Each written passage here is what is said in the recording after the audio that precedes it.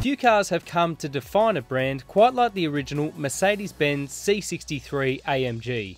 The sledgehammer sedan instantly raised eyebrows when it first landed in 2008, winning over fans with a simple yet effective formula of shoehorning a large engine into a relatively compact muscle car-like shell. For 2015 though, Mercedes-AMG has tweaked that formula. Gone is the large naturally aspirated V8 engine and the hard-edge suspension, and replaced with what it says is a better rounded package. So we're at the home of motorsport in Australia, Mount Panorama in Bathurst, to see whether it lives up to the hype. On sale in Australia from August, the C63 is the recipient of some major changes which reflect tightening emission targets and changing buyer demands.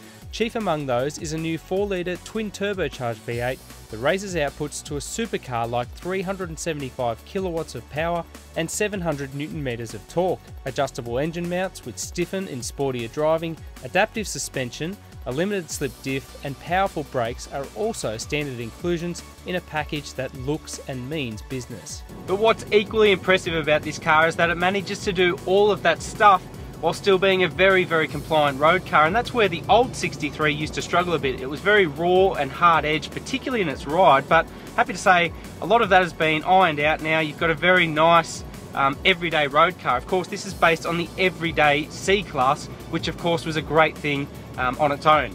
AMG have simply gone and tweaked that formula and produced what is a much better rounded car. The new engine features 2 turbochargers mounted on the inside of the cylinder banks instead of the outside, like a traditional turbocharged engine. The configuration brings a more instant throttle response, helping the new C63 accelerate to 100 km an hour from rest in just 4 seconds flat. There's even a loud button in the form of a bimodal exhaust which evokes a rich V8 soundtrack. Turn on the bimodal exhaust and that 4-litre engine really comes to life. I think there are a lot of cynics out there questioning whether Mercedes could really emulate the hot rod soundtrack of the old 6.2-litre V8. Well, I think they've definitely mastered it. The fact that you can turn off the bimodal exhaust, you can soften the suspension, lighten the steering, and drive a car that will consume about 8 litres per 100 k's claimed in everyday driving is phenomenal. And in that regard, this car is much better rounded than its predecessor. You can see why Mercedes-Benz have gone this path. On a challenging Bathurst layout, the C63 proves to be right at home. The electrically assisted steering offers good on-centre feel, there is an excellent turn-in response and miles of lateral grip, and the vehicle proves stable even at speeds approaching 250 km an hour. And just like its predecessor, the engine is a particular highlight. Now, even though it may be missing that large 6.2-litre V8, you hardly notice it out on the road. Not only is it more efficient, but there's just as much torque from down low, it's more usable, and the relationship between the transmission and the engine is better altogether.